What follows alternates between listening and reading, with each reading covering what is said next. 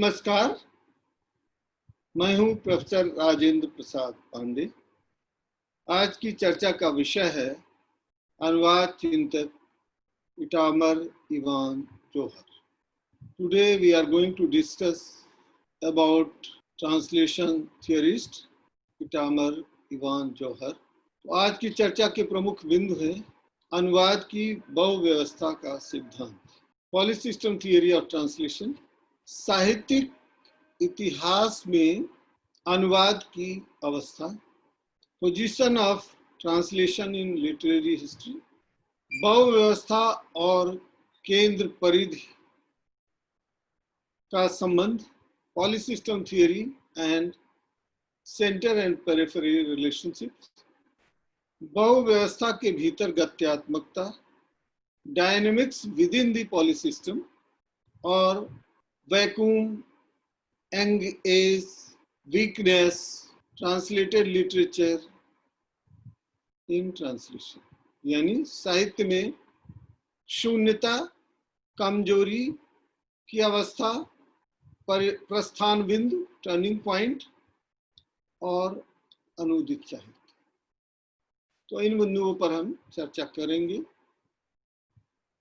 जाहिर है कि इन सभी बिंदुओं के केंद्र में इटामर इवान जोहर के विचार होंगे और उसकी व्याख्या के क्रम में हम विभिन्न भारतीय भाषाओं से, अंग्रेजी से तथा उसके साहित्यिक सांस्कृतिक संदर्भों से अपनी व्याख्या करेंगे। पुनः मैं रेखांकित कर दूं कि सूत्र इटामर इवान जोहर के विचार, व्याख्या मेरी, और इस व्याख्या के आधार पर आपको समझाने की कोशिश करेंगे कि अनुवाद की बहुव्यवस्था का जो सिद्धांत है वो वास्तव में कितना उपयोगी है, अनुवादक की स्थिति क्या होती है, साहित्यिक इतिहास में अनुदित साहित्य की भूमिका क्या है। इन सभी बिंदुओं पर विस्तार से विचार करेंगे और विभिन्न उदाहरणों से, विभिन्न भाषाओं के परिप्रेक्ष्यों से इसको व्याख्यायित करने की कोशिश करेंगे। तो चर्चा आरंभ करते हैं इटामर इवान जोहर के अनुवाद चिंतन। इटामर इवान जोहर को गिडियन टोरी के साथ अनुवाद की बहुव्यवस्था सिद्धांत का प्रवर्तक माना जाता है। यूं ही नहीं यह बात सामने आती है कि अनुवाद की बहुव्यवस्था की जो अवधारणा इटामर इवान जोहर ने प्रस्तुत की वो उनकी मूलभूत अवधारणा है।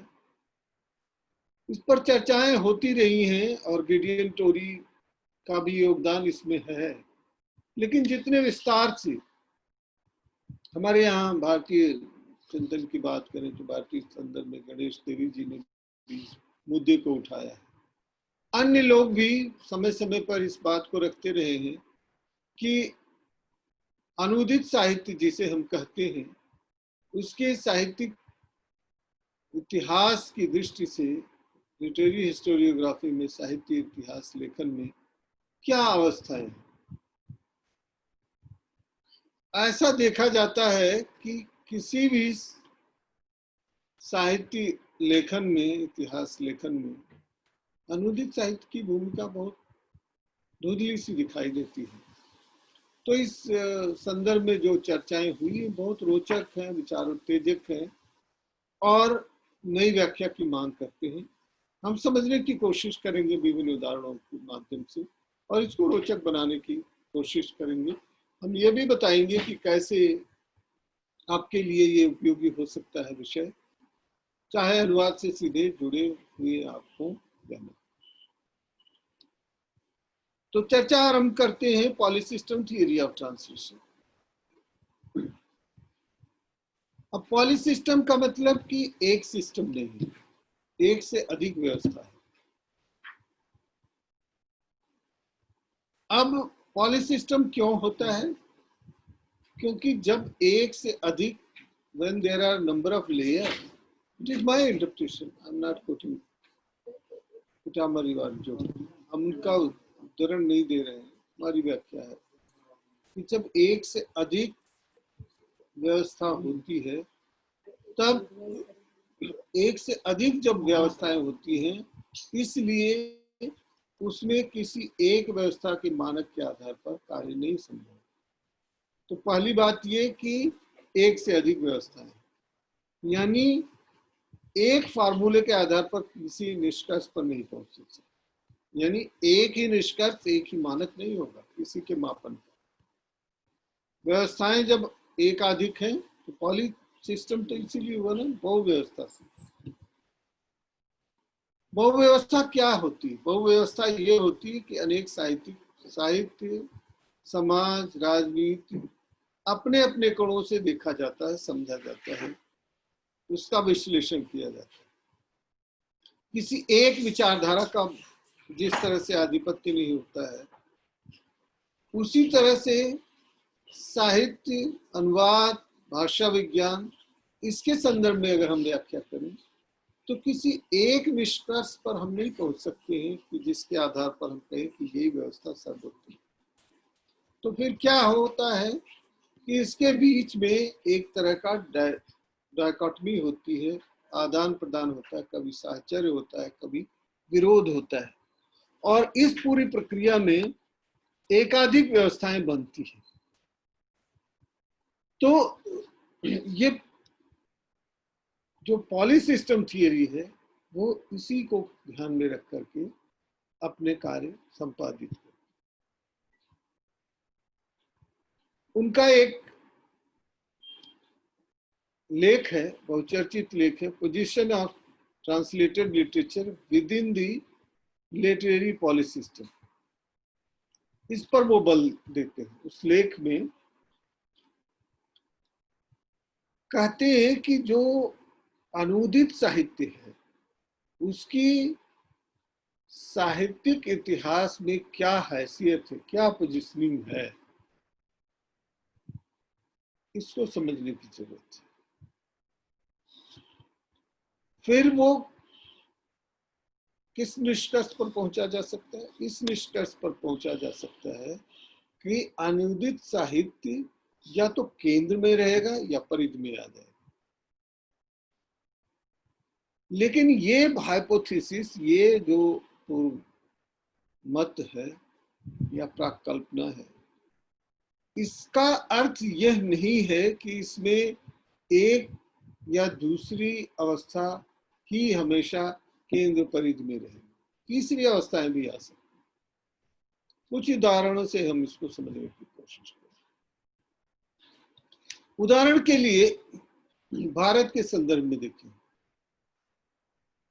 तो भारत के संदर्भ में जो भक्ति काल है उसमें लगभग सभी प्रमुख कृतियां तथाकथित अनुदित साहित्य है। तथाकथित इसलिए कह रहे हैं तथाकथित कि सो कॉल्ड ट्रांसलेटेड लिटरेचर है, क्योंकि उसमें ट्रांसक्रिएशन है। जैसे जो रामचरितमानस, उसका मूल आधार वाल्मीकि रामायण, वहां से वो ऊर्जा ग्रहण करता है, स्रोत वहां से, प्राइमरी सोर्स वहां से। लेकिन सारे इंटरप्रिटेशन तुलसीदास के। तुलसीदास क्या कहते हैं? भाषा निबद्ध मंजुल मातनोती, भाषा में बांध करके उसे उन्होंने प्रस्तुत किया। नाना पुराण निगमागम सम्मतम, अनेक पुराणों, निगमों और ग्रंथों से जिसको हमने ग्रहण किया है और भाषा में यानी अवधि में उन्होंने प्रस्तुत किया। तो ये हमारी जो संकल्पना है कि पुनर्रचना के रूप में अनुवाद इस रूप में देखा जा सकता है। अब वहां ट्रांसलेटेड लिटरेचर क्या था? हमेशा वो केंद्रीय भूमिका में था। उस दौर की ऐसी कोई रचना नहीं कही जा सकती है जो प्रमुख हो, विशिष्ट हो और मौलिक हो। ज्यादातर रचनाएं क्या हैं? वे इसी प्रवृत्ति की सो कॉल्ड ट्रांसलेटेड लिटरेचर, लेकिन वो ट्रांसलेटेड है नहीं। वहां से कहीं से विचार, कहीं से चरित्रों के नाम लिए गए, इसका अर्थ ये नहीं हो जाता है कि वो अनुवाद, भाव को ग्रहण कर लिया। यहां उदाहरण देना पड़ता है मेघ धर्मिता की। मेघ धर्मिता क्या है? सूरज जब वाष्पीकरण करता है इसका जल को अवशोषित कर लेता है, तो उसका एक संपुंज बनाता है और उसको बादल के रूप में देखा जाता है। वाष्पीकरण की प्रक्रिया से बादल बनता है, और जब बादल फिर वर्षा करता है तो क्या कहेंगे, हमारा ही तो पानी लिया है? नहीं, उसका फिर काया पलट कर देता, कायांतरण करता, पता ही नहीं चलता कहाँ से पानी आया। हम लोगों ने अब सीखा है वाटर हार्वेस्टिंग, लेकिन सूरज तो सबसे पहले सबसे the biggest water harvester is sun. ये व्याख्याएं हमारी है, लेकिन हम आपको समझाने के लिए इन तरीकों से बता रहे हैं कि जो हमारे दौर में अनुवाद हुए वो किस तरह से अनुवाद हुए, और जो पहले अनुवाद हुए वो क्या है। तो गिवन टेक्स्ट से हम इंटरप्रिटेशन कर देते हैं, ये ट्रांसलेशन सीमित हो जाता है। लेकिन असल में अनुवाद क्या है, सार्थक अनुवाद और जो नई रचना के रूप में, उसका विशिष्टतम उदाहरण रामचरितमानस। मैं तो कहूंगा कि दुनिया का सबसे बड़ा उदाहरण अगर कोई है तो रामचरितमानस, उसे अनुसृजन के रूप में कहा जा सकता, ट्रांसक्रिएशन। ऐसा कहीं संभव नहीं हुआ। तो जो वे कहना चाहते थे कि अनुदित साहित्य कभी केंद्र में आ जाता है और कभी परिधि में। अब इसको समझने की जरूरत है। ये एक दौर था। दूसरा दौर क्या है? दूसरा दौर है 20वीं शताब्दी का दूसरा दशक। जैसे जानते हैं कि जब बाल्शेविक क्रांति हुई 1917 में, दुनिया भर में रूसी बुखार, रूसी उफान पर था। रूसी साहित्य सब जगह पहुंचाया जाता था। इतने अनुवाद हुए कि दुनिया को प्रभावित, प्रेरित किया। 3 विचारकों ने दुनिया को प्रेरित किया, फ्रायड, मार्क्स और डार्विन। इनसे जुड़े हुए विचार सभी साहित्य, कला, संस्कृति, अर्थशास्त्र, कौन सा ऐसा ज्ञानानुशासन है जिसमें इनके विचार नहीं आए? उसकी भरमार हो गई। लेकिन ये भरमार कैसे हुई? क्या वो मूल्यवान कृतियां थी? धीरे धीरे इनका छट गया, ये फीवर धीरे धीरे खत्म हो गया। जो गुबार था वो धीरे धीरे निकल गया, क्योंकि उसके मूल तत्व उसमें दिखे नहीं। तब ये कैसे आता है? Dynamics within the policy system, ये व्यवस्था सिद्धांत के भीतर गत्यात्मकता कैसे आती है, इसकी व्याख्या करते हुए वे कहते हैं, the dynamics within the polysystem creates turning points. ये गत्यात्मकता क्या करती है? प्रस्थान बिंदु का निर्माण करती है। और क्या है? दैट इज टू से हिस्टोरिकल मोमेंट्स, ऐतिहासिक क्षणों में ये प्रस्थान बिंदु आते हैं। वेदर, वो ऐतिहासिक क्षण कब आते हैं? वेर एस्टैब्लिश्ड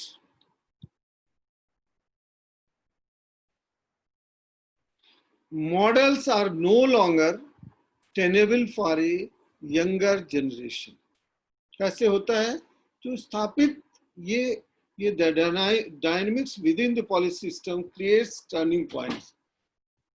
बहुव्यवस्था सिद्धांत के भीतर की जो गत्यात्मकता है वो नए प्रस्थान बिंदुओं को उभारती है, और दैट इज टू से कहना चाहिए no longer tenable for a younger generation, जो युवा पीढ़ी के लिए ज्यादा देर तक स्थायी नहीं बनती। एक उफान तो आ जाता है, जैसे अभी मैंने रूसी साहित्य का जिक्र किया।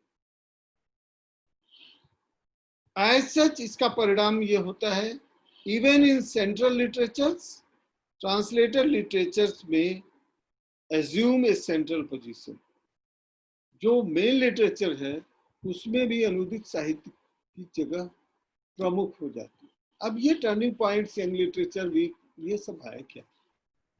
देखिए, जो यंग लिटरेचर वो कहा जाता है जिसका इतिहास ज्यादा नहीं है, जिसमें बहुत कम साहित्य लिखा गया है, जिसमें कोई विशिष्ट काल कृति नहीं है, जिसमें बहुत से लोग नए भूगोल इतिहास को खंगाल रहे, जिसका अस्तित्व और अस्मिता संकट में है, ऐसे साहित्य के लिए समस्या उत्पन्न होती है।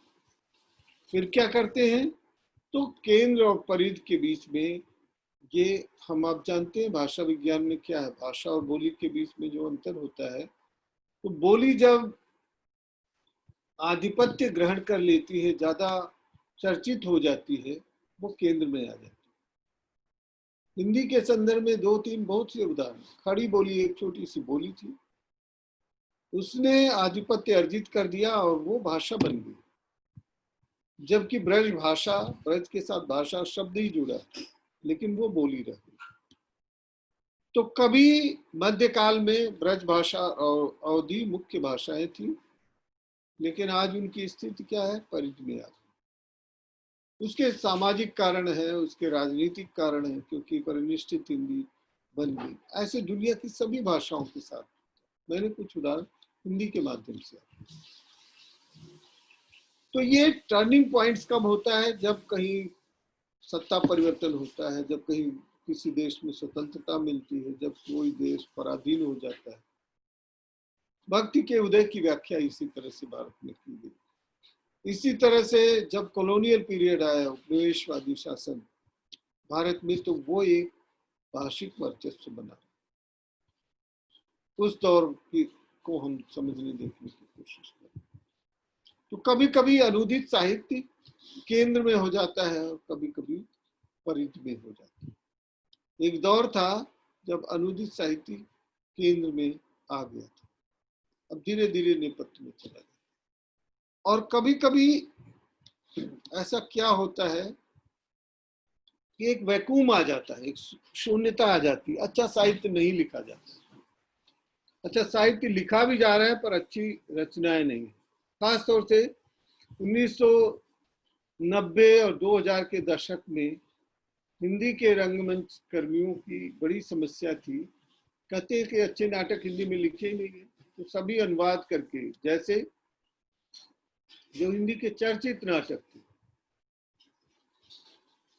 जैसे घासीराम कोतवाल, जैसे रास्ते,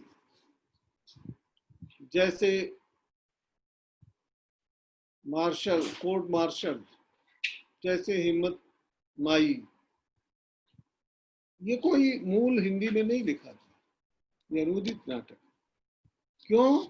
क्योंकि उनको लगा कि हिंदी में अच्छे नाटक लिखे नहीं, और अगर कुछ नहीं तो हिंदी की कहानियों का नाट्यांतरण कर दिया गया, उनका रूपांतरण कर दिया गया, एडाप्टेशन कर दिया, उसको प्रस्तुत करने की कोशिश की। तो जब साहित्य में शून्यता आती है, तथाकथित शून्यता आती है, तो वैक्यूम तो खाली, शून्य तो कभी होगा नहीं, हवा भर देती है। अगर कुछ नहीं रहता है तो हवा होती है। कहते हैं खाली ग्लास है, असल में ये बात विज्ञान की दृष्टि से सही नहीं है। उस ग्लास में उस समय क्या होता है? हवा रहती है। तो कभी भी कोई चीज खाली नहीं रहती, शून्य तो कोई होता नहीं, और वो उस शून्य को भर दिया जाता है। भरने का कार्य क्या करता है? अनुदित साहित्य। श्रेष्ठ साहित्य और अनुदित साहित्य में ये रसाकसी चलती रहती है। केंद्र और परिध, कभी सेंटर से पेरिफेरी की ओर जाने की जिद नहीं होती, लेकिन जितना जिसमें चुंबकीय आकर्षण होता है वो उतना टिका रहता है। कितनी आकर्षण क्षमता होती है। जब हम कोई चीज ऊपर फेंकते हैं, हमारा सिद्धांत क्या है? सेब फेंकते हैं ऊपर आकाश की ओर, नीचे आ जाते हैं, क्योंकि पृथ्वी का गुरुत्वाकर्षण अधिक है। लेकिन बहुत ऊंचाई पर चला जाए तो आकाश के सूर्य चंद्र ग्रहों के गुरुत्वाकर्षण पर यह निर्भर करेगा। तो इसी तरह से केंद्रीय और परिधि की स्थितियां होती हैं। अब केंद्रीय भूमिका तो वही निभाएगा जिसमें ज्यादा शक्ति होगी। कभी कभी लगता है कि डार्विन का ये जो सर्वाइवल ऑफ द फिटेस्ट यानी योग्यतम का जीवन, ये कभी कभी सार्थक प्रतीत होने लगता है, खासतौर से इस संदर्भ में। अनेक व्यवस्थाएं छोटे छोटे कण हैं, लेकिन एक चिंतक है रिवायत नीज जो मोनाडिज्म की बात करते हैं। मोनाड्स है, छोटे मोनाड से छोटे कण हैं, लेकिन उन कणों में जो बड़ा कण होता है वो आकर्षित कर लेते हैं। पार्टिकल्स, जो बड़ी पार्टिकल्स है, वो छोटे पार्टिकल्स को अपनी तरफ खींच लेते हैं।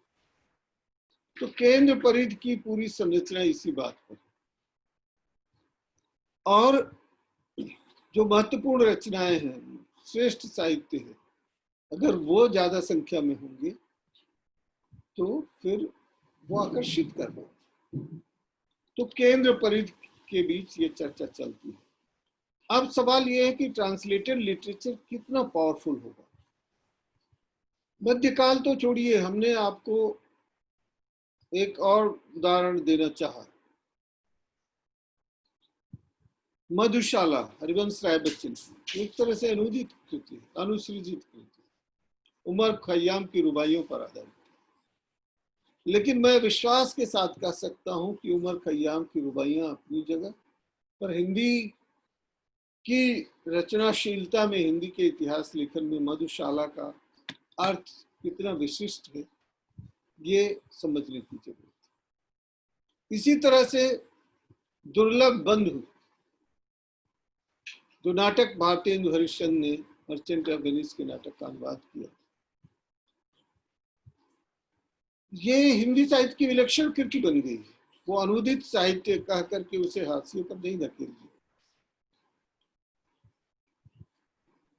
तो एक और उदाहरण देता हूं। लाइट ऑफ एशिया का अनुवाद बुद्ध चरित नाम से रामचंद्र शुक्ल ने किया, लेकिन कोई भी इतिहास लेखन उसके उल्लेख के बिना अधूरा रहेगा। क्योंकि उसने अपनी महत्वपूर्ण पहचान बना ली, उसकी छवि इस रूप में निर्मित हो गई। तो ये स्थिति, टर्निंग पॉइंट्स कैसे आते हैं? जब साहित्य में शून्यता आती है तो अनुदित साहित्य विशिष्ट बन जाता है, और जब अनुदित साहित्य में शून्यता आती है, कमी आती है, वीकनेस आती है, वीक लिटरेचर हो जाता है, तब जो साहित्यिक कृतियां हैं वो उसी जगह में। जिस दौर में श्रेष्ठतम साहित्यिक कृतियां होंगी उसमें अनुदित कृतियों का उल्लेख करना संभव नहीं है, उसके लिए स्पेस ही नहीं, वैक्यूम ही नहीं। तो ये शून्यता की जो स्थिति है, ये वीक लिटरेचर जब हो जाता है तब ट्रांसलेटेड लिटरेचर ज्यादा पावरफुल हो जाता है।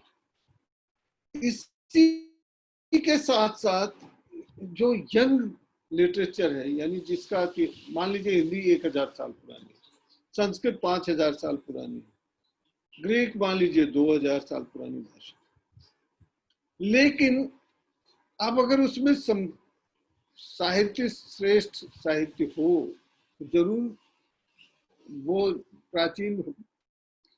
आखिर ये क्या कारण है कि जो क्लासिकल लैंग्वेज की अवधारणा, शास्त्रीय भाषाओं की स्वीकृति, मान लीजिए भारत के संदर्भ में कहें तो तमिल को मिल गई, उड़िया को भी मिल गई संस्कृत के साथ साथ, तो उसके कारण यही है कि वहां विपुल परिमाण में साहित्य है।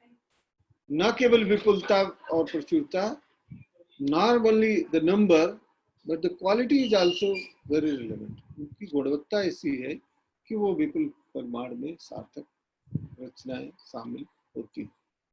तो अनुवाद की बहुव्यवस्था सिद्धांत का मूल आशय ये है कि साहित्यिक कृति और अनुदित कृति समानांतरता से चलती हैं। आमतौर पर यह देखा जाता है कि साहित्यिक कृतियां विशिष्ट होती हैं अनुदित साहित्य द्वितीयक होते हैं। लेकिन जब ऐतिहासिक क्षण आते हैं तो टर्निंग पॉइंट्स आते हैं, प्रस्थान बिंदु आते हैं, विलक्षण स्थितियां होती हैं, और उस प्रस्थान बिंदु में जब देखा जाता है कि अनुदित साहित्य श्रेष्ठ प्रकृति के होते हैं तो उनका स्थान बन जाता है।